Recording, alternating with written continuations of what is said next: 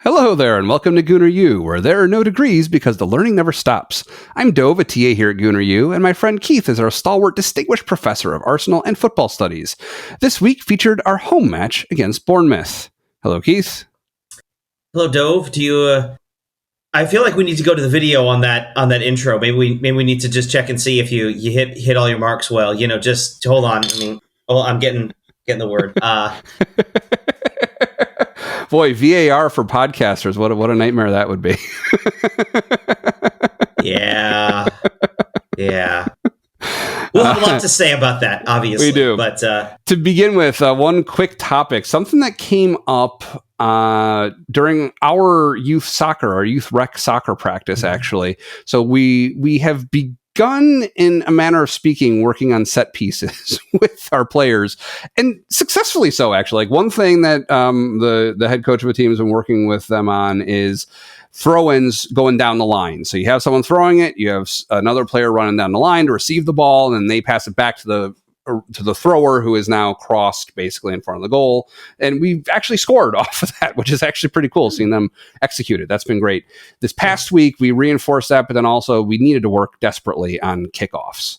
What our team had been doing 2 games ago was you kick the ball straight into the other team on the other side of the field. That's not ideal.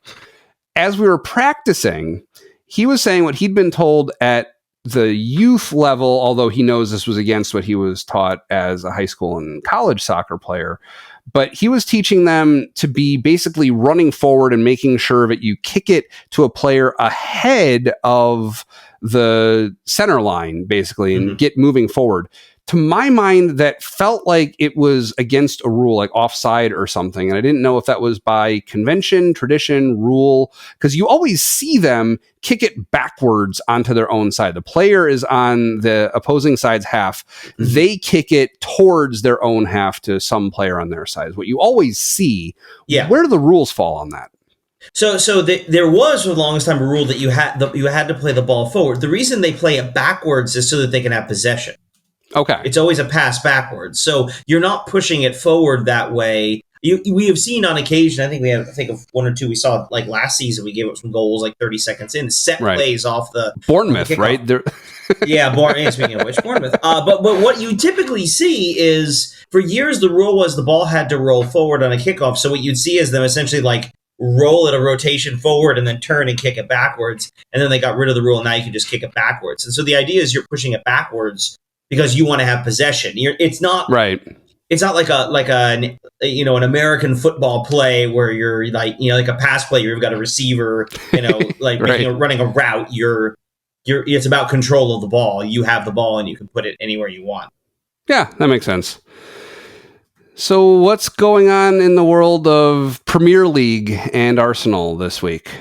So I believe, I think we mentioned last week, we clinched our spot in the Champions League for next year. So hooray. We have not officially clinched our spot in the top 2, though as Liverpool continues to drop points, I think a result in one of our next 2 games would officially clinch us the top 2. Obviously, we're looking for a little more than that, but right. One step at a time, as they say. Also, we know a little bit more about what the league will look like next season. First, Sheffield United has been officially relegated, although I think we knew that already. Burnley and Luton.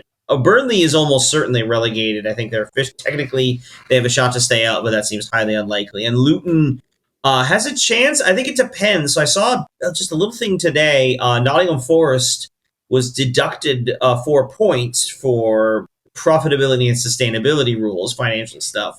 However, they've appealed the case. Apparently, the decision is supposed to come, I think they said either this week or next. But if that appeal is upheld and they get the 4 points back, then they would clinch staying up, and Luton and Burnley would officially be sent down. So, boy, that's high stakes rules lawyering there. Yeah, I mean, to be fair, I think Forest is probably going to stay up anyway. Luton is an interesting shot. Wouldn't be the worst thing in the world if they stayed up, but they're gonna. Burnley is almost certainly going down. I think they're 5 back with 2 to play. That's not going to happen. Right.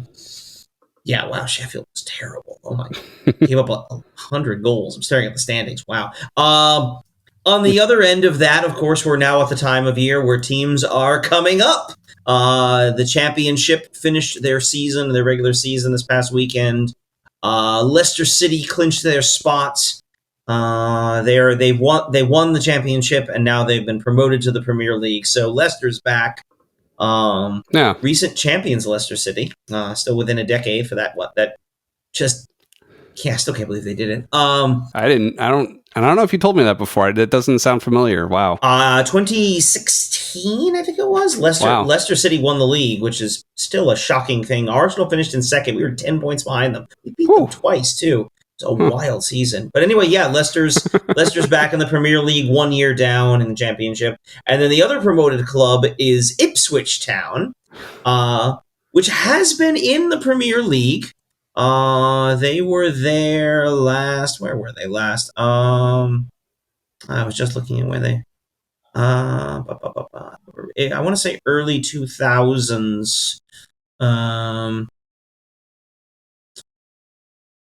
Yeah, they were early 2000s. I think is when they were last in the Premier League. But they're back. They actually are on the back of a double promotion, which is they were in League One just last season. And finished in second there, won the promotion, and then finished in second in the championship, and so they won the promotion. So much celebrating all around a club called the Tractor Boys, which is just delightful. Wow. Yes, including their most famous fan and their shirt sponsor, one Ed Sheeran. Okay. So they may have come up recently. We were talking about that, I think, relative to Elton John or something. Yeah, Elton John and his connection to Watford. Right. But yes, Ed Sheeran is apparently his tour is their shirt sponsor. And has been for a couple of seasons now. So that's cool. Yeah, that definitely would feel a lot less awkward. Like we've talked about being aware that you're a walking billboard when you wear a soccer jersey in public. That seems like that'd be less awkward if it's kind of like a tour shirt / soccer jersey. I bet say, yeah, it's not really. It doesn't feel like a jersey anymore. Yeah, that's cool. Cool, you like it, Sheeran, but what the heck is an Ipswich? Sounds like an IT term, yeah. But yeah, so Leicester and Ipswich are coming up, and then so in the championship, they'll start this week in the playoffs. Places 3 through 6 have a 14 playoff, 2-leg semis, and then a final at Wembley to determine the final spots. Luton won it last year; that's how they got up. The teams left, it'll be Leeds United and Norwich City, including American Josh Sargent playing for Norwich. And then the other matchup is Southampton and West Bromwich Albion. So that's 4 teams who have all been in the Premier League in recent memory. And then they'll play the first leg this weekend, the next leg next weekend, and then on the 26th of May at Wembley will be what they call the richest game in football. Because if you win, you go to the Premier League and you get all that money. So, yeah. Cool. Fun times in Championship, and then just a note, since we're talking about celebrity connections, if you drop down to League Two, Wrexham, the new season of Welcome to Wrexham has begun, and Wrexham finished, I believe, second in League Two, and so they have been promoted to League One. So a double promotion for the Reds as well. So that'll be interesting to see how they continue as they move up a level. Yeah, I've seen some trailers for that recently, and they're comparing themselves to, like, okay, season 1 of Welcome to Wrexham was like Rocky, he loses, and then season 2, he beats Apollo Creed, and they're making that comparison to themselves. So that was interesting.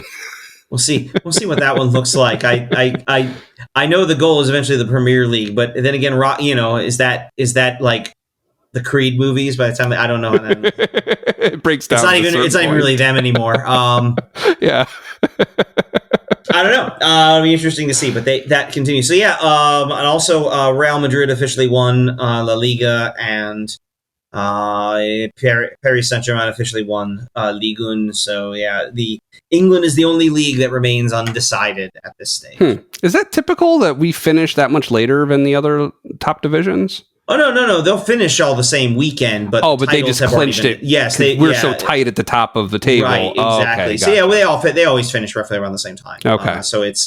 That's a question of that's just a question of the closeness of the race. Last year, well, of course, went down pretty late.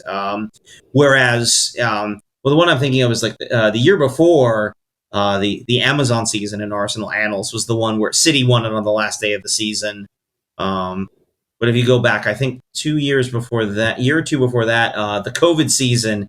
Now, to be fair, that one was weird because Liverpool won the title in June, but that's because they didn't play any games from mid-March until the summer. Right. But yeah, that was a scenario where Liverpool had effectively won the title by Christmas. I remember looking it up. I think they had, by the time they broke for COVID in March, I think Liverpool had 2 draws and a loss. Like, just how were we not going to lose to the title of the City? We were going to win every single game. Mm-hmm. So they did. Wow. they really did. That was a really good team. But anyway, so the season's now coming to an end. Just 2 weekends left. So coming to the end for a lot of things, including our kits. Yeah. Including this delightful design. Yeah. Yeah, representing 2 generations. And so you gave a couple links. So do you want to look at the change kit first or the home kit first? Because we already saw a reveal, like an even sketchier reveal probably of the home one. Right. Let's just open up the home one first for yourself, just to see they have some more pictures or that you'll have. So yeah, that basically looks like what we'd seen before. That does look better quality. This looks like an actual detailed picture of it. I don't know if it's a mock-up or if it's an actual like sample that was somehow like secreted away, but that's a much better looking picture. I mean, so many of these are leaked, so there's my suspicion is someone was allowed to share these pictures. But yeah, I mean, it is definitely much closer. You can see a little bit of how it's being sold, some of the production marks. I like the colors. I stand by my dislike of the white sides, especially the back, but that's a lot of white on the back. Yeah, it is. I mean, overall, I know you said it was inspired by one particular kit that we showed a picture of from in the past. It was a JVC era one, I think. Yeah, or at least it certainly, to me, that certainly bears a resemblance. How much of the inspiration is not clear, but that's certainly what I see when I look at it. No, it does. I agree with you on that. I think overall, it does actually feel retro to me. Like the lines on it look older, like the flaring out the bottom and stuff. It just kind of that it has a retro vibe to me. That's cool overall. Yeah, and that sort of flare, as you say it on it, is definitely an Adidas mark. We've seen it. All the national team kits they have this year all have it. Okay. So that's just kind of a thing that they're doing. Adidas is doing this year, and I assume that some of their other clubs like United will have similar. I don't love it, but if we win a trophy in it, it'll be awesome. So that's just how it goes with those kinds of things. And we apparently will be wearing it. It'll apparently, according to the article, will officially be launched and go for sale on the 16th of May. So looking at a calendar, that is not this coming Thursday, but next Thursday. Okay. And then will be worn on Sunday the 19th against Everton for the home finale, which means, by the way, that because we will not be wearing red at Old Trafford, we will never wear these kits again. This weekend was Saturday was the last time you'll ever see Arsenal wear these shirts. So interesting. Well, until they're brought back during some kind of nostalgia period 20 years from now, hopefully after we've won this season. Well, they won't be brought back. They'll have something that some sort of tribute design has been done to them. Assuming Adidas is still our kit at that point, who knows? I mean, I've been watching Arsenal for close to 20 years, and I've seen Nike, Adidas, and Puma. So. Yeah. All right, time for change kits. Yeah, quick look at the change. All right. Boy, I have no idea what to expect here. Not even the color, because that's so variable. And it's taking a little bit to load. The suspense is building. I hope it's not my home internet flaking out, because that'll make things extra interesting for us. This is the quality material that our watchers and listeners go for. I know. Oh, wow. That is very different. Oh, my goodness. So it's a mostly black body. It's got kind of armpit and flare out accents that are like sketch like looking, like black and white patterns. But the most distinctive element, so aside from we are seeing just the cannon as the logo on it again. So far, 2 out of the 2 that we've seen, no actual crest with the word Arsenal. But the stripes, so the shoulder stripes as well as stripes around the collar, and then the Adidas logo and the crest are alternating red and green.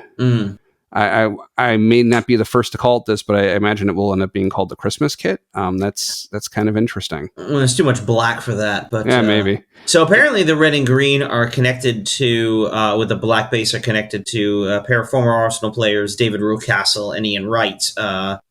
Ian Wright is I think I just heard he's actually retiring as a pundit. He's been on TV. He does make a Ted Lasso cameo. In the I believe in the second season he makes an appearance.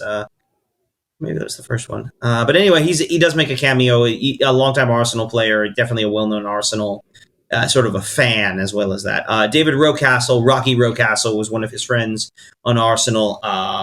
Skilled player, but also tragically died of cancer a while ago. So while during his playing career. So. He certainly I think there's a lot of tributes to Rocastle around like the Arsenal training ground. He was a youth player. He's very much connected to it. So certainly in that sense, it'll have a bit of meaning to Arsenal fans of a certain age. I can appreciate all that. I have to say it's the black and white flare bits are the ones I really don't care for. Black kit's fine. Yeah. I understand why the red and green are there. I don't love it, but it's okay. It's that one. It's like, I'm not a huge fan. But again, give me a trophy, and all is forgiven. All right. I mean, overall, so last season, they had the black with the gold accents, and I was never really interested in that because I didn't really care for the gold accents. This time, I don't know. I'm not really interested in this black one again, as of right now, at least. The red and green, I'm just not crazy about the way that looks. I don't know. The black and white is a little weird, not maybe quite as weird as the away kit from this season with the extremely loud color and the even more noticeable huge wavy lines on it. But we'll see. I said I would never get that one too, and I ended up getting it. And then you did. For reasons, but yeah. So I mean, I have to say, this year's the away kit. I made this comment when it first came out. It grows on me when I see it on the players. Yeah, I think it looks all right. But yeah, on like actual other human people who aren't extraordinarily fit young men, like it doesn't. It loses a lot. Yeah, I think it's a. Thank you. Yeah, it's just. It's important to be honest with yourself. Yeah. What is funny, I don't remember if I mentioned this at the time that I got that jersey, but I actually had to size down that one relative to like everything else that I get. And I get a fair amount of Adidas stuff, even before following Arsenal. They were a brand that I generally like the look of their stuff, and it generally fits me well. And I've gotten Adidas a lot. I had to go a size down on that away kit from this season. It was just massive. Like I could like hold it out and there was like, 5 or 6 inches like sticking out to the side. Like I had to go down a size on it. So I wonder if there's some awareness of how it might look on people with a certain physique. And they may have built that into the sizing for the non like replica jerseys. Well, yeah, I mean, obviously, certainly a lot of American sports do it. You have the authentic and the replica, and of course, and even the authentic, it depends on the sport. Some of the authentics are basically like you could hand it to a player and they'd wear it on the field, right. And some of them, like football jerseys, like American football jerseys, are famous for this because if you've ever seen like a real American football jersey, they're of course designed for the shoulder pads. Oh, of course, and so they've got a lot of. They got a lot of like extra fabric sort of bunched up here, and it feels weird to put them on. But then when you realize is it actually all stretches out because that's what the pads are for, and then they've got very long tails. Yeah. So like I mean, if you put it on, without wearing pads, like it extends like well down to your thighs, but like it's supposed to be stretched out with the shoulder pads and everything else. So it's you don't want to wear one of those. You want to wear one of the replicas because that's what they're designed for. Is to look more like fancy T-shirts. Which is basically all this is. It's a fancy T-shirt. Yeah, I mean, it's interesting though. I've noticed there's some other subtle differences if you really are paying attention between the ones that the players are wearing and what the next tier down looks like. There's differences in the fabric. There'll be like highlights in the fabric that aren't there in the regular ones, and like the shoulder stripes, like they'll either have the color showing through from the underneath or not. Like there's little differences like that you can see that, I have an eye for detail with stuff like that I've picked out, but a normal person just looking at it in passing, it looks the same to them. But when you pay close attention, when you see it as much as I do between emails from Arsenal and then just watching the games and stuff, it's like you pick up on stuff. Okay, so this week, The Athletic had some interesting articles, right? Talking about Arsenal. Yeah, I mean, they always have some interesting stuff when talking about Arsenal, but there were two in particular I thought were good. The first one I'll mention is sort of piggybacking off of where we were last week, is a piece about Ben White, Arsenal's master of football's dark arts, as well as some of the other terms for what he does that I can't use on this family-friendly show, but just sort of a fun look at some of the things, slightly tongue-in-cheek, but some of the things he does in terms of. You'll also hear the phrase "a wind-up merchant," the ways he gets under people's skin and, as they say, winds them up. So those are always fun. And then the other one, which is definitely much more of an intellectual bent.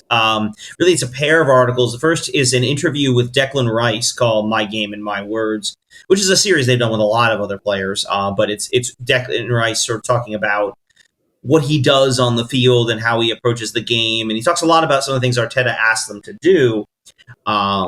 Really long, lots of pictures. You can sort of talk about the movement and where he's expected to go with the ball, some of the ideas that Arteta has as far as what they're supposed to be doing, and the kind of roles that he envisions for Rice, as well as what he envisions for himself.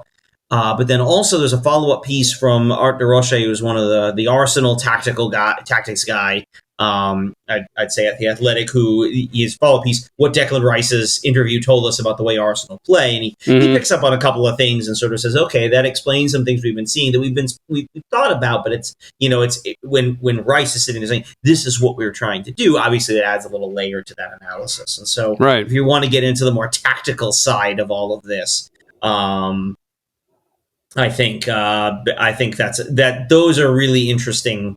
A real interesting pair of pieces. And I think the Ben White one too, because, as much as people don't always feel comfortable about some of that stuff, they don't always love the games and the trickery and the shenanigans. Those are part of it too. And especially at the highest levels of competition, like that's part of the game. And, you can't have everybody doing it, but you need a few guys on your team who can play that game. Well, yeah, and what's interesting about that, too, is I imagine a lot of that is stuff that you really can't see on TV. A lot of it is probably happening away from the ball, out of view, where the referee can't see it also a lot of the time. Yeah.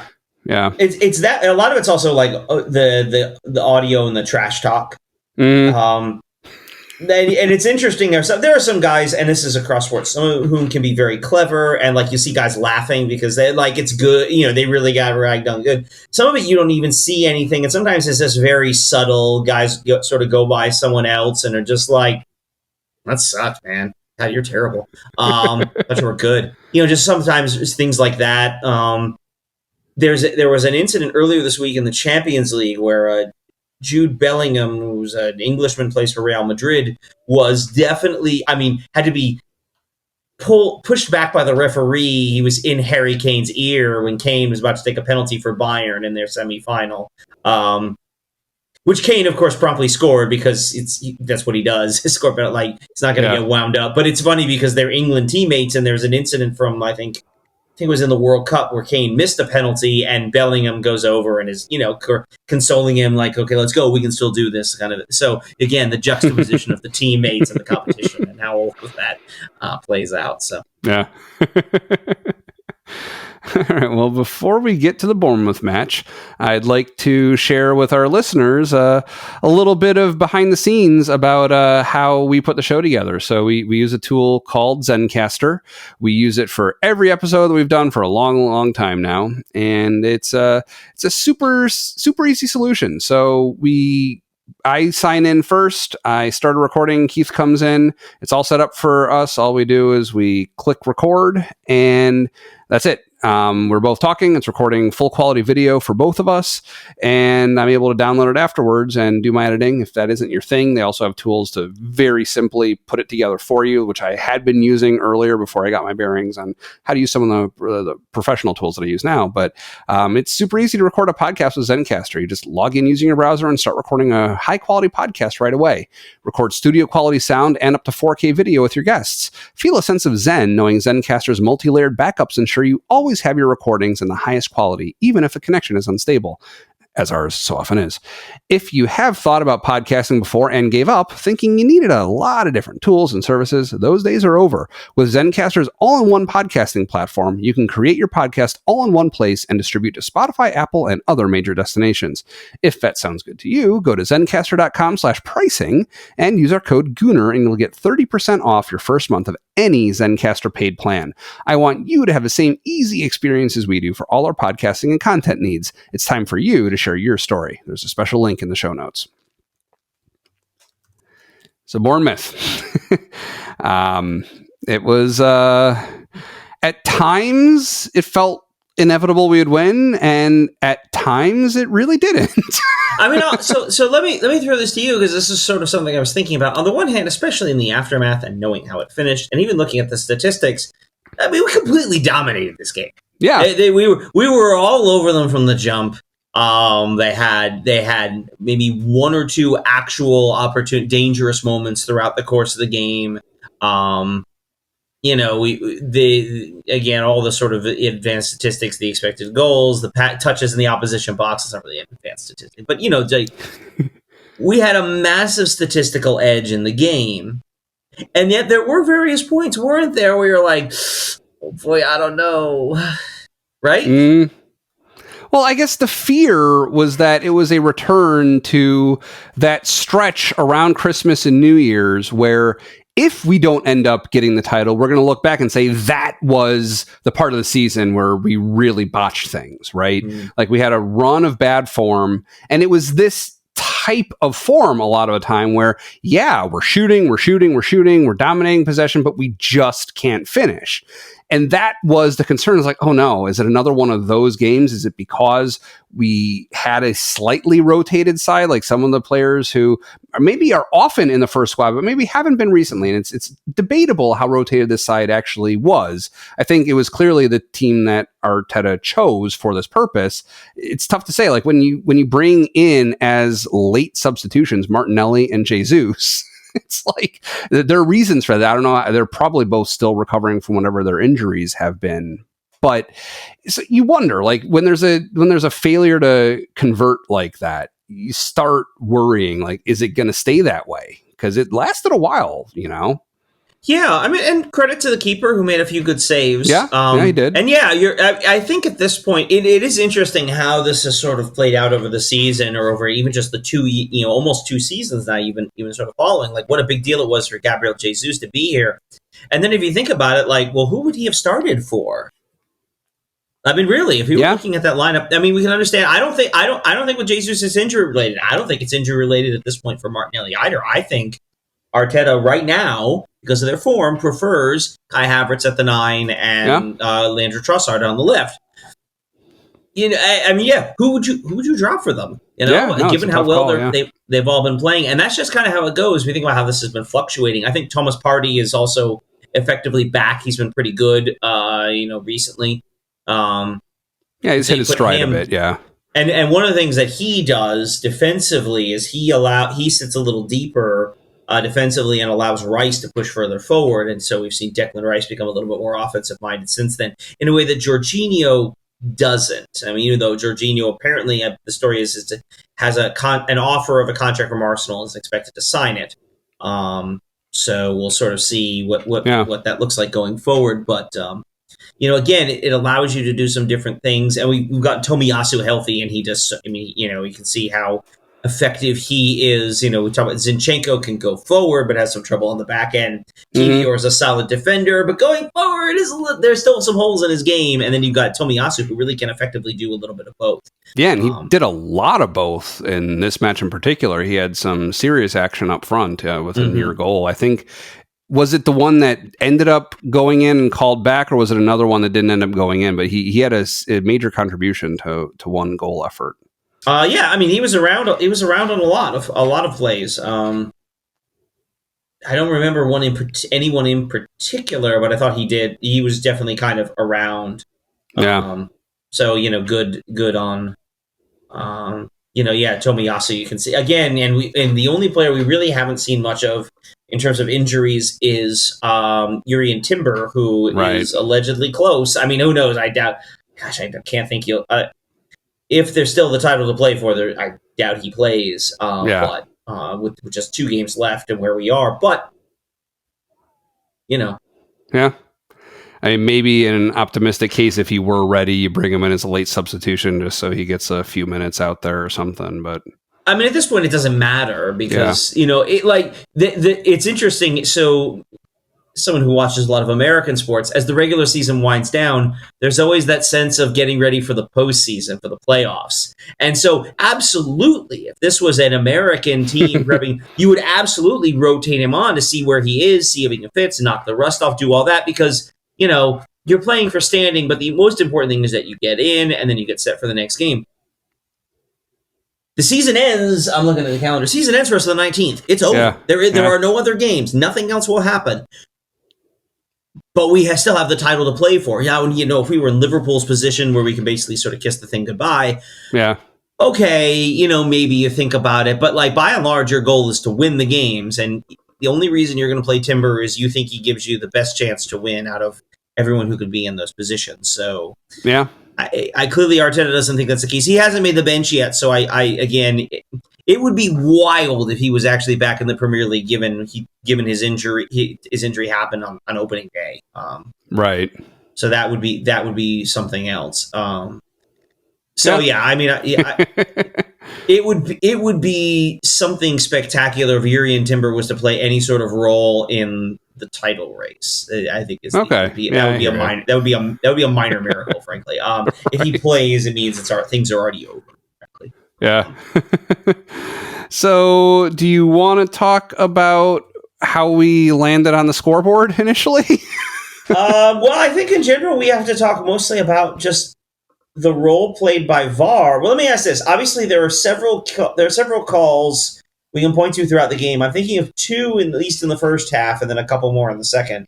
Okay. The 2 I'm thinking of, one, of course, as you're leading to, is the penalty. Yep. And then the other one is the foul that Saka took from, I don't remember who it was, who jabbed him, basically got, studs into the leg, drew blood. They were able to show that. Was it? Let me ask you about that for a second.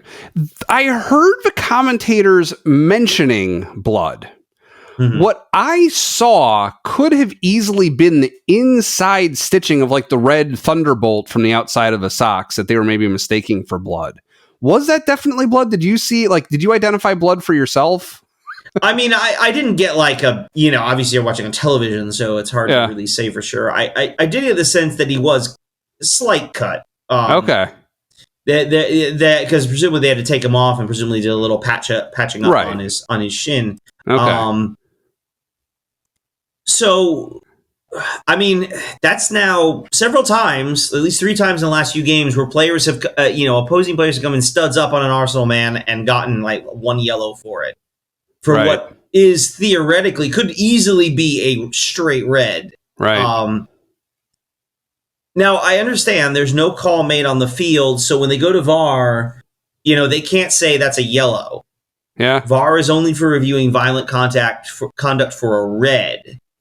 And so apparently they said VAR checked it and said they didn't see enough to overturn the decision for no red, therefore. Right. Which, okay. And again, of course, that's Saka who seems to keep taking these shots. So that's a frustrating thing. But then later on, we get a penalty. Yes. Kai Havertz goes down. What did you think?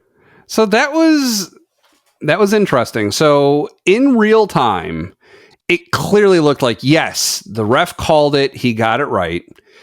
Then there was an interlude where, as you're seeing it sped down super slowly and you see the contact, you see that maybe the contact was minimal and that it was intentional. Like Havertz appears to drag his foot along the ground, kind of looking for the contact, right? Yeah, there's a reason it appears that way. Yeah. Because that's what he did. That's exactly what he did. But, yeah. But so I went through a period of like kind of listening to what the commentators were saying. Yeah, he was looking for that. Yeah.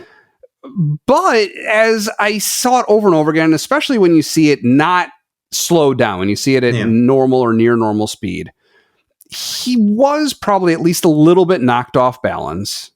The keeper also did take a position that was clearly obstructing his running path. Like the keeper did do something wrong, right?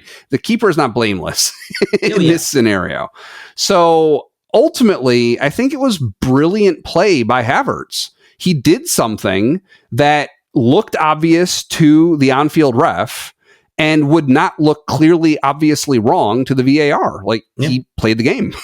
Well, in that sense, yeah. I mean, the keeper comes in, we could say somewhat recklessly.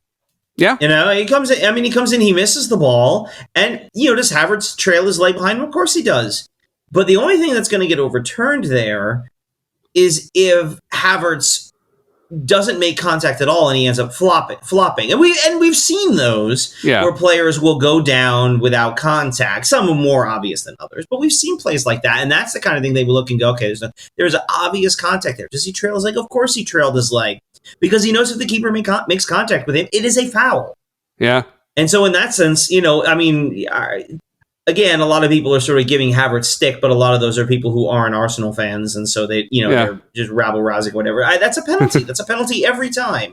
He makes contact. Havertz goes down. He wouldn't have gone down almost certainly wouldn't have gone down without the contact. Again, I was a little concerned as I slowed it down, like, oh, is he going to make contact? Because you're right, it goes frame by frame. Is he going to make contact? Did he flop? And then you see it clearly. Oh, yeah, he got him. There it is. Penalty. Yeah. So no, I mean, I would have preferred getting on the board through a natural turn of events. I would have preferred any one of the number of chances that we had before that penalty had put us up at first. But look, I mean, whatever, it's the way that it happened and it worked. We scored more from there. Generally that's the way our matches have been going. We get one sooner or later, typically in the first half, and then pile on in the second half. And that's, it's the pattern that we followed here. The dam breaks. And you take those chances. Saka, cool and calm. Just, nothing bothered there. Just put it in and, it's 1-0. That was exactly. Right. You're right. There is sort of that. We've seen a couple of times this year where you start to get a little nervous, and they get a goal right before the half. Okay, right. We got this. But even then, we held on with the 1-0 lead for longer than I would have liked to see also. It was like midway or a little more than midway through the second half before we ended up with the second goal. So and they and credit Bournemouth has been pretty solid for much of at least the second half of the season. Their manager, Anthony Iraola, who I saw play with New York City, which is just kind of wild to I saw him play. I mean, I saw Arteta play on television, but I've been in the stadium with Eric. I was there. By the way, he and Arteta are apparently childhood friends. They grew up I think someone said 25, within 25 miles of each other in the Basque Country in Spain. I feel like that may have came up in the reverse fixture. I think that might have. Probably. In addition, also from that area, Unai Emery of Aston Villa, and also Xabi Alonso, who's the manager of Bayer Leverkusen, who was a great player in his own right. Oh, okay. Mostly with Liverpool. That's a lot of coaches from one small part from one small part of Spain. Yeah, it's a lot of good coaches too. Right. That's the Basques are, of course, the separatists. Even if they're not necessarily separatists, there's certainly a sense of difference among the Basque country. One of the clubs there, Athletic Bilbao, has a Basque-only policy. They only have Basque players, and they're typically like in the top half of La Liga. It's been a long time since they won a title, but I think they've certainly contended in the past. So I guess they really do love their football in the Basque. That was a fun little side story there. Yeah. So much better than all the referees being from Manchester, but.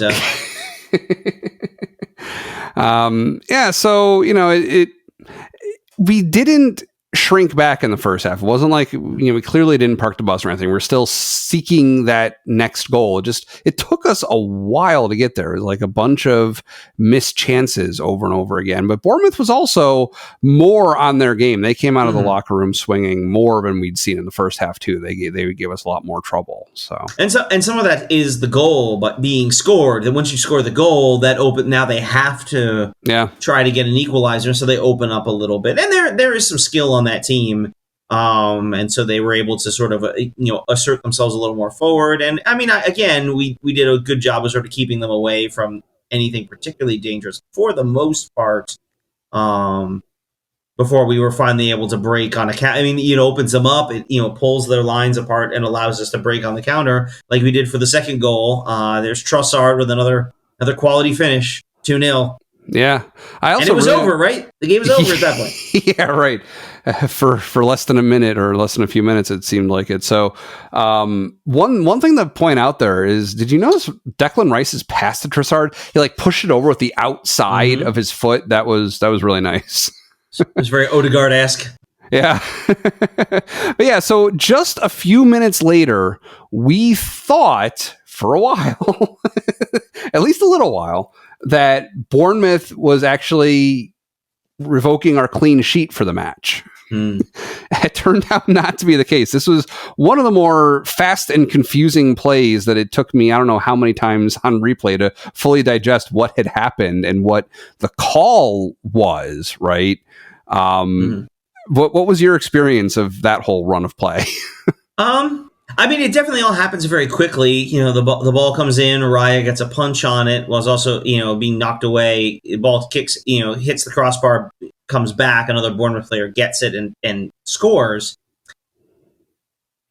Which was right after I was joking about the game being over, right after someone said, "Nah, we got this. This game's over." Exactly. So I was like, shut up, don't say that. And then they scored. And then, of course, they look at it and the referee calls the foul.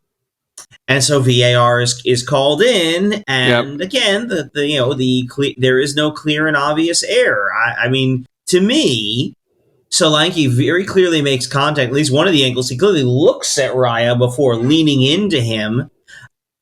Is that the kind of thing that happens now and again in the box? Yeah, we talked about Ben White and the dark arts. Yeah, that's the kind. Is that always called? No. Have we been on the receiving end of that sometimes? Absolutely. But the fact is, the referee saw it and made the call, and at that point, you can't watch that replay and tell me there's definitely no foul there. And so again, the clear and obvious error, and there it is. The foul goes back. I mean, again, the test, right? If it had gone the other way, if that was Arsenal had a goal taken off the board, it would definitely be. I understand Bournemouth feeling hard done by. I can understand frustration from that. But again, I think with the penalty, that is the right call, given the way it played out. And that's, I think a lot of times we get the conversation about VAR and replay. I think we sort of forget that, and I think some of this stems as well from the way commentators and even the referees sort of talk about these decisions. The goal of VAR or of any sort of replay system, right, is to overturn obvious errors. And it has turned into, sometimes linguistically, the way we talk about it, sometimes in practice even, getting every call exactly right. Yeah, it's like appealing it to a higher court or something. Right, and that's not... Because, as you know, video lies, right? Or, people can see the same thing differently. And I think I think that's and I think I've mentioned this before, I think that is a mental thing that has to change, mostly among the English audience. I think American audiences are a little better attuned to it because we have replay in so many other sports. And so I think we have a slightly more accepting perspective on it.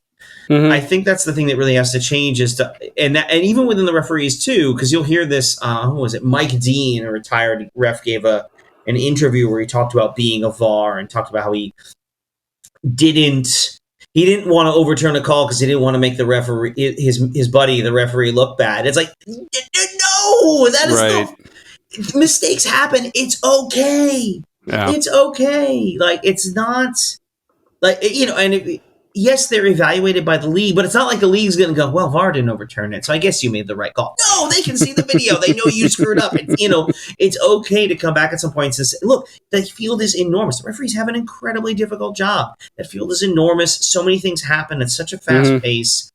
And the idea, that you might on occasion want to take a look and just see, is there anything there you missed? And there isn't. And I think in all of these cases, we saw the contact with Havertz in the box. That's a penalty, even if you don't love it. Is he looking for contact? Yes, it's still a penalty. Is that the hardest foul you've ever seen? No. Does Solanke make contact and knock Raya away when he has a right to the ball? I mean, the difference between what something like Solanke does is, in basketball they call it a moving screen. He's clearly moving himself into it.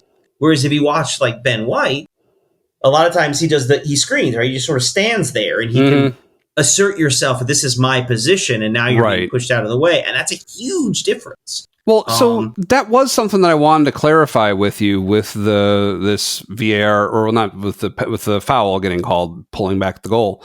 So was it like the shoulder? Was it the contact on Raya that made that a foul, or was it moving into the position where Raya needed to be, where he was already advancing toward? What was it that actually made it a foul? It's the contact, and partly I think it would be, and I haven't heard anything on this, but I think it's because Solanke, doesn't. Because he's moving, he hasn't established his position. The attacking player has a right to a position in the box. He is trying. It is okay that he's trying to score. That is allowed in the rules. He is allowed a position in the box, but he is not allowed to impede the keeper. And so if he establishes himself and says, I'm standing here, this is my space, and the keeper then runs into him, the keeper is at fault. However, if he's moving and putting himself in a position where he could end up obstructing the keeper, that is going to get called as a foul. Okay. So there's the movement element is part of it. And of course the part where he looks at him before he does it kind of sells, it kind of ends up selling that. Again, it feels kind of soft. We've seen contact like that not given and called. Obviously, if they get the goal, I mean, we've said this before, deserve's got nothing to do with it. It's not as if Bournemouth deserved to be within a goal at that point. They had been completely outplayed for the entire game. And so the idea that somehow this replay is what made Arsenal win, no, that is not what happened, and it. Just stop. Just stop. Yeah. Yeah, so, the next thing that I wanted to talk about was the third goal. And what Well, do we want the third goal, or do we want what we really wish was the third goal, which was Gabriel's? Yeah. I mean, that's on the short list for goal of the season. I mean, that is that's from a defender. From a defender, that's an incredible strike, and I felt so bad for Gabby that he scored that goal, and we were all like, just the deflating sense of it. Yeah, no, that was great, but clearly the offside was right. It just it was so disappointing because it was Havertz, I think, right? Havertz had gotten into an offside position and was trying to get back and just didn't get back in time. Right in time. Yeah. I mean, I feel like We didn't get a lot of replays on that one, as I recall. So that was one that was like, okay, but I need to move on. I mean, I don't think the call was wrong. I think the replay I saw, he's the last thing that this match needed was more time for VAR. More VAR, yeah. I'm glad by the way, they remembered that we're going to add all that stoppage time now. I'm glad that came back. Yeah, really. Yeah, we didn't have 1 minute in the first half. It was something more. It was like 4 minutes or something. It was a reasonable amount in the first half, and then like 8 in the second half. So yeah, we're back in that age. We're back to the age where stoppage time bears no resemblance to anything that's actually happening on the field, and I'm pretty sure they just make it up. But then in that stoppage time, Declan Rice gets it. Well, Declan Rice, that was a great shot by him, like we've come to expect from him. And he had a few really good ones that just didn't quite find the target. But what I really noticed in this one is Jesus coming in off the bench not all that long before that.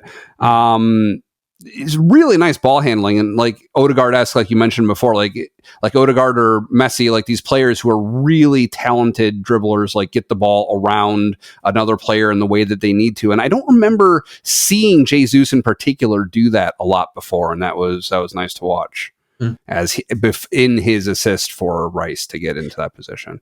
Yeah, he did do a lot on the build up for that, and then Rice with the finish. I mean, he scored a bunch of goals this game. There were a bunch of goals this season, which is more than he's not usually he's not considered necessarily an offensive threat. So to get, I think he's up to 7 goals in the league now. And they've been some big ones too. I mean, this one, 2-0 versus 3-0. I mean, City's within striking distance on the whole goal difference thing, but if they are. I noticed that. That's troubling. I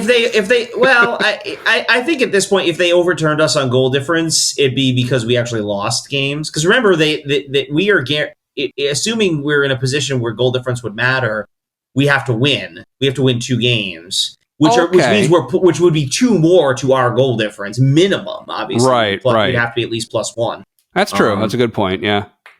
And that would also involve City tying one of their 3 games. So they'd have to make up essentially 10 goals in 2 games, which the way they've been playing, they might be able to. And we've had games where we could have done that. It's not crazy. Yeah. Right. Given what not even games, like stretches of 2 games where we could have done that. Yeah. I mean, given what we have left, I kind of expect we're going to pump a bunch back past Everton on the final day of the season. At Old Trafford is a completely different story. Everton's gonna be done. Everton's on the beach, and it's a home game. I just don't see that game being. Now it could get nervy if we really are in position for a title. That's when you could see the nerves taking over, and sort of like we talked about the Bournemouth game, we'll dominate, but we can't score. It's like, oh, can we do it? Can we really do it? And we know then you're vulnerable. But I think if it's one of those that we still need, if we go to that game and City is still needing to drop the points, I think we'll just pump a bunch by them and cross our fingers and probably get nothing at that point. But But United will be interesting and look at. But we'll also add as we come to the end of the season stuff. One last thing, obviously the clean sheet again. David Raya wins the Golden Glove. One thing to ask you about that, they had mentioned during the coverage something about him at least clinching a partial Golden Glove. Do you know what they meant by that? That seemed weird. I mean, it means the idea that he would share the So if again, the Golden Glove, the top keeper is based on the number of clean sheets on shutouts. Currently, he has 15. And Jordan Pickford of Everton is 12, and I'd have to look and see if Everton has. Okay, so he'd clinched at least tying, basically. Yes, at least. That was during the match. This was before the match was over. I think they were talking about. So based on before the Bournemouth match, they would have clinched at least tying it, I guess. Yes, yeah, and Everton's got. Everton only has 2 games remaining, and so yes, he has won the gold. He's won the Golden Gloves for the season. So that's an end. I mean, not that they're not super big on end of the season awards in England, sort of the way they are, like MVP and Rookie of the Year in a lot of American sports. But I mean, basically the Golden Gloves, Keeper of the Year is it's pretty great, especially given he didn't even play the first month of the season. Yeah. Well, it's interesting in the context of this season with him coming in to replace Ramsdale too. like that, that really kind of puts to bed any reservations you might have had about, Ramsdale either being the better keeper, or like not deserving to be replaced or whatever it is. Well, this guy comes in and wins the Golden Glove with a partial season. That's pretty good. And, we as we've talked about before, a clean sheet is the result of a lot more than just a keeper's contributions. And to me, it should not even be used as the leading metric for deciding who the best keeper is. We talked about that a lot last season. But I mean, the other option is like in an American sport, it gets voted on, which is its own sort of thing. Voted on or save percentage, things like that. There are ways that you can judge a keeper better. Oh, absolutely. But I do think, obviously, and the comment has been given in some circles that he may get the glove, but he should give a finger to each of the his defender, Saliba and Gabriel in particular. Right.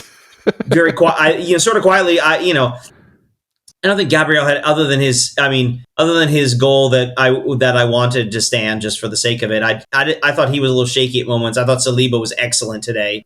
Saliba was amazing. He actually saved Gabriel's butt after one really bad giveaway. Yeah. Yeah. He made a couple of critical tackles there. We talked about him sort of struggling a bit at times on in like Champions League and some of those games, but I thought he was really sharp and on his game on Saturday. So well, this kind of dovetails in. You want to talk about player of the match?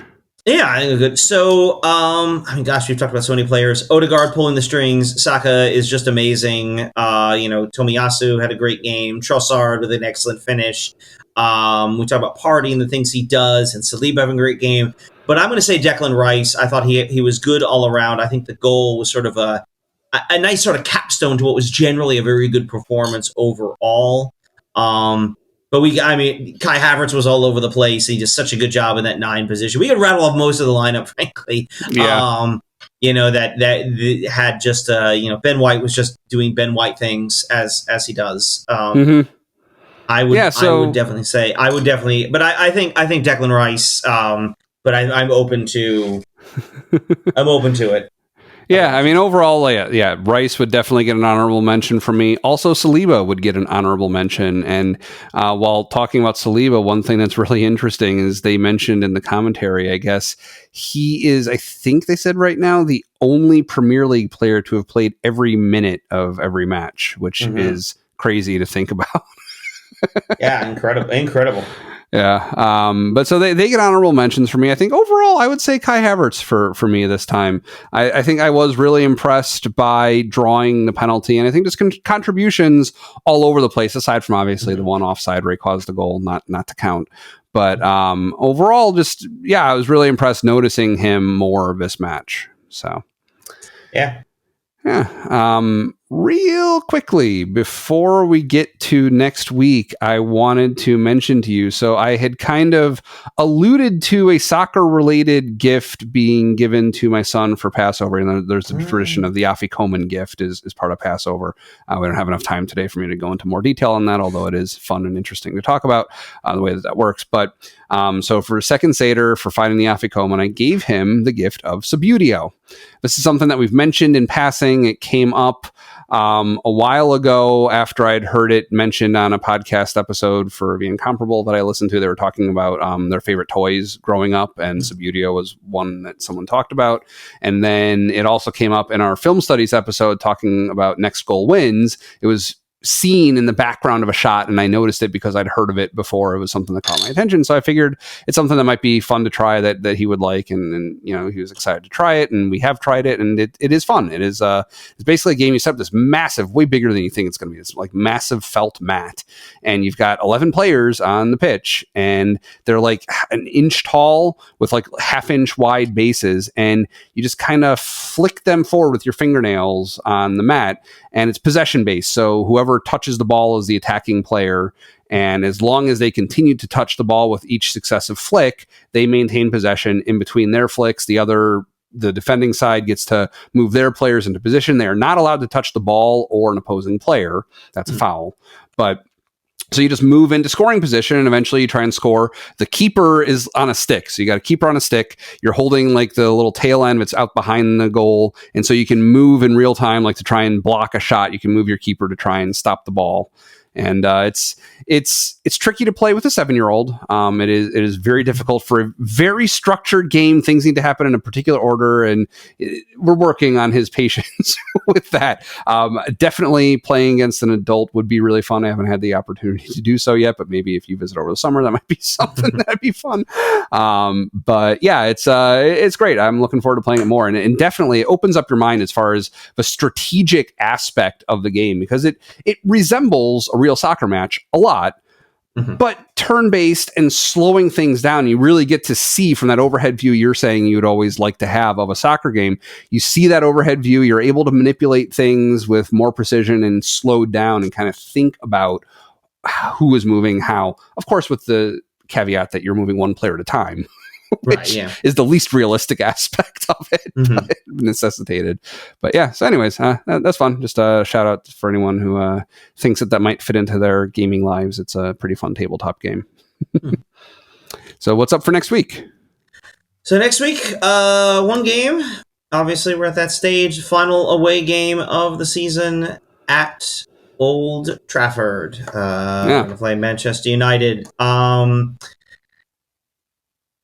I won't lie, even though they're kind of garbage this year, Manchester United is not good. They're sitting in 8th. Their goal difference on the season is +1. They're not good. But they're above Bournemouth in the table, right? Yeah. But going to Old Trafford is never fun. We have had many games there where we have outplayed them and come away with nothing. We've also had games there. I mean, again, I talk about going back almost 20 years now. We've also had plenty of games there where they just beat the snot out of us. They're not going to do that. We're too good for that. They're effective. They're not done. They still have a shot at European competition, mostly possibly the Conference League, but and they have the FA Cup final to play for. They'll do that in 2 weeks. But yeah, we've done a lot over the last couple of seasons, sort of exercising demons. At Old Trafford is a demon. I want this one. I mean, I know I want to win all the games. I want to have a shot at the title, etc. I want this one. It's hard not. It's going to be hard not to be a little nervous about it. But it's going to be Sunday, sort of in the middle of the day. I think it's 10:30 my time. 10:30 my time, 11:30 your time. This is in the middle of the day or late morning or midday, which means it's prime time in England. Right. It's going to be. I mean, it's Arsenal United. I mean, again, we're a lot better than they are, but it'll feel sort of like with Spurs. I'll feel better when it's over and we get the 3 points. And our pals from City, went out and we set the tone on Saturday with our win against Bournemouth, and then they followed up by beating Wolves 5-1. So they're at Fulham, which might be the toughest of their remaining games. This again, all we need is a draw. We need is a draw. City, by the way, of course, has 3 games remaining. They have Fulham on Sunday. No, looking at the calendar, Saturday. Oh, that's right. They'll play Fulham on Saturday, and then they'll play Spurs at Tottenham the following Tuesday, and then they'll play on the 19th at home against West Ham. On the one hand, Tottenham, Tottenhm away is City's bogey game. It's the one they just cannot seem to get a good result in. On the other side, Tottenham has lost 4 straight and has looked bad doing it. 4-0, 3-2 to us, 2-0 to Chelsea, 4-2 to Liverpool. They are struggling right now. So I don't know. They pull it out for our sakes.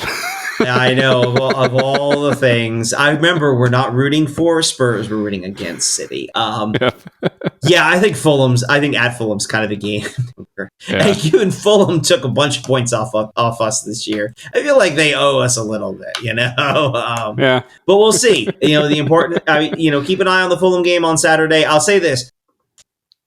If you're in a position where Fulham does get a result and City drop points, that is going to make that United game extraordinarily nerve-wracking, and I would not be surprised if it's a tight affair, because I think at that point, once you can start to sort of see it, it's gonna create the nerves, and that's kind of an as much as we talk about let's put the pressure on City, there is still a lot of pressure on us as well to continue to play well. I think we can continue to play well. I think we'll be okay. Mm-hmm. But again, sort of like with Spurs and all that, until we start doing it, I'll feel a lot better once we start doing it. I'll just say that. I'll feel a lot better once we start doing it. But yeah, beat United on Sunday. That's the only thing that matters. I mean, even if it wasn't for the title, I want this one, as we've discussed in the past. Yeah. Okay, well, thanks for joining us at Gooner U. If you're watching on YouTube, you can also listen to our show on Apple, Spotify, and some other places. If you're only listening, try watching on YouTube. There's a link in the show notes to take you there. Wherever you watch or listen, I want you to do some homework this week. If you're watching on YouTube, click the like button. If you're listening to our show, give us a 5-star rating. We'll take 4 stars, but we'd prefer 5 stars. Just fine. Join other smart and considerate listeners like yourself and help us out there. Thanks again to our sponsor, Zencastr. You can find us on Twitter to get updates and ask questions, and you can check out our description for links to everything we talk about, including our sponsor and our Twitter pages. Again, my name is Dove. You can find me on Twitter at Dove Frankel. With me, as always, is Keith, and you can find him in a pub watching Arsenal matches. Come on, you Gunners.